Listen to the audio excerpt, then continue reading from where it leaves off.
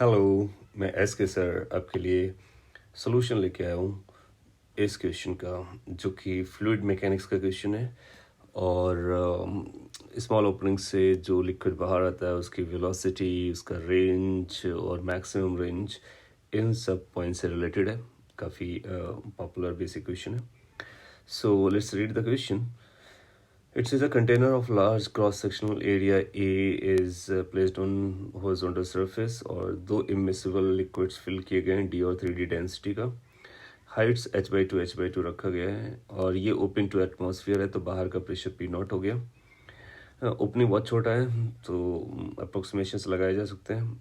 और एक h height पर इस वाले लिक्विड पर अपने ओपनिंग बनाई हुई है सच दैट की रेंज मैक्सिमम है। सो लिक्विड बाहर जो फॉल करेगा वो मैक्सिमम रेंज पे करेगा। We need to find कि h कितना होगा, छोटा वाला h, and we need to find how much this range would be, which is maximum, and we need to find what the efflux velocity is going to be. So one by one we will be try to find out all these quantities. So let's start. Solution. इसी figure को हम लोग समझ लेते हैं. So let's say कि यहाँ से जो velocity है वो efflux velocity है VE, and अगर ये h डिस्टेंस हमने यहाँ से एज्यूम किया हुआ है, सो इस लिक्विड की ये जो हाइट रहेगी that will B h/2 - h if needed. Situation में हमको क्या करते हैं, बेसिक आइडिया, यहाँ पर एक 1 पॉइंट कंसीडर करेंगे और यहाँ पर एक 2 पॉइंट कंसीडर करेंगे जस्ट आउटसाइड द ओरिफिस, और बर्नौली इक्वेशन लगाएंगे इसके इसके बीच में. So let's use the Bernoulli equation between points 1 and 2. ये एनर्जी कंजर्वेशन इक्वेशन है, इसको अप्लाई करते हैं.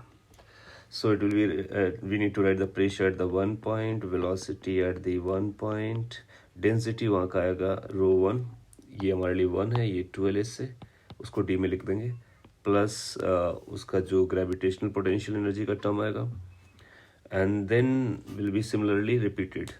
तो इसको अगर मैं यहाँ पे डायरेक्टली लिखना स्टार्ट करूँ, so it will be like pressure at 1 point is going to be P0. Velocity let say ये हाफ है, सो वेलोसिटी के बारे में लिखते हैं. यहाँ के वेलोसिटी लेट से v है, सो ये आएगा half d into v², plus इसको रेफरेंस एज्यूम करते हुए यहाँ से यहाँ तक ग्रेविटेशनल पोटेंशियल एनर्जी. सो ये 3D है, so it's comes like density into height which is h/2 - h and into g, so that's the gravitational potential energy per unit volume of this liquid plus that of this thing. So it's going to be like density into height which is h/2 into g. So ये Bernoulli का total energy का combination है, and this must be same for the second point 2 point के लिए pressure atmospheric होगा क्योंकि वो just outside है और फिर इसका मतलब है कि वो एटमॉस्फेयर प्रेशर से रहेगा, प्लस वेलोसिटी हाफ, डेंसिटी कितना है 3D इंटू इफ्लक्स वेलोसिटी का square, plus ρgs will be 0 because that has been taken as a reference. So इस इक्वेशन को पहले हैंडल करते हैं, सिंप्लीफाई करते हैं. सो P0 से P0 डिसअपियर हो गया और स्टेप्स वाइज आगे बढ़ते हैं. So this is going to be half dv². अच्छा, ये एरिया क्रॉस सेक्शन काफ़ी ज़्यादा है. सो जब बड़ा एरिया ऑफ क्रॉस सेक्शन होता है तो उससे जो स्पीड होती है वो बहुत स्लो होती है.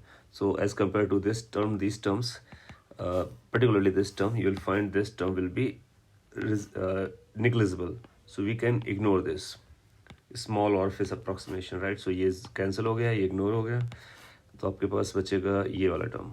तो इसको सिंप्लीफाई कर सकते हैं.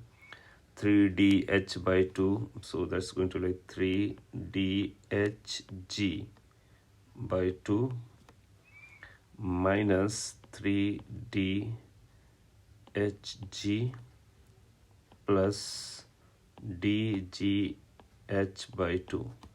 I'm just writing them separately. और इधर आ जाएगा 3/2 d VE², VE for efflux velocity. यहाँ से जो कैंसिल होगा उसको कैंसिल कर सकते हैं, इन दोनों टर्म्स को आपस में एडअप कर दोगे. सो 3/2 plus 1/2 is going to be basically 2. So 2 और d cancel out. So next step it could be written like this कि 2Hg minus 3 H G is equal to 3/2 V E square.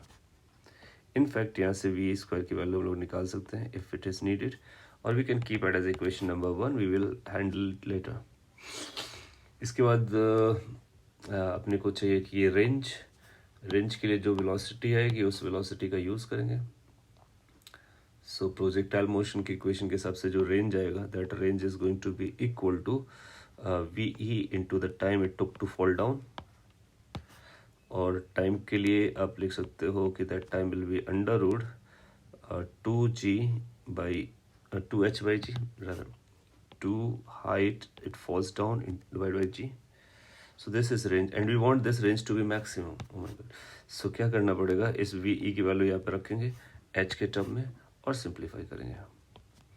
सो ये first equation को अगर और भी simplify किया गया होता तो यहाँ से वी ई कितना आ रहा था। So let's think about the v e. V e is equal to under root, एक बड़ा सा एक्सप्रेशन रहेगा, 2/3 ये number, and whatever it was written कि twice h minus thrice h into जी, ये वेलोसिटी है।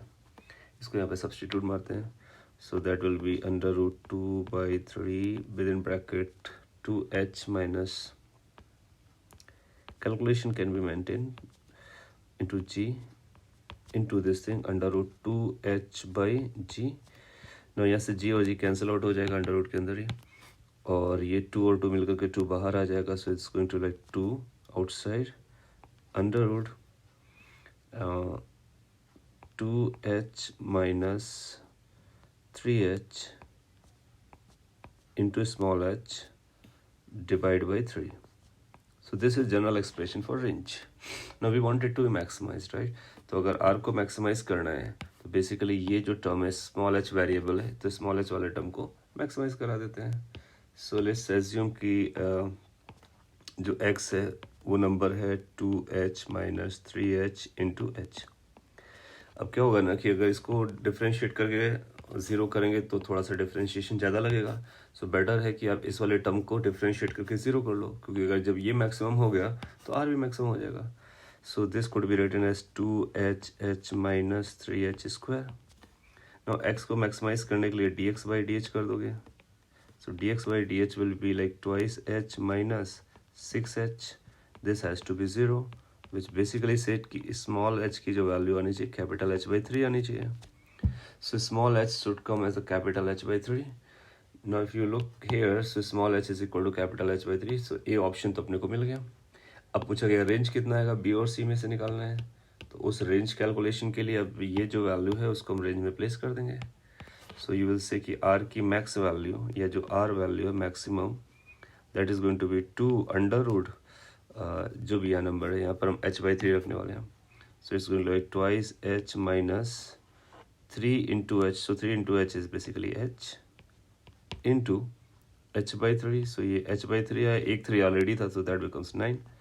so you'll find कि ये 9 आउटसाइड आएगा तो 2/3 हो गया under root h into h, that is h square, so it turn out to be 2h/3।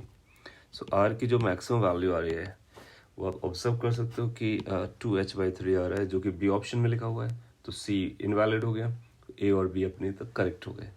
अच्छा, एक और भी पूछा गया इफ्लक्स वेलोसिटी। तो इफ्लक्स वेलोसिटी का ये बड़ा सा लेंदी एक्सप्रेशन था।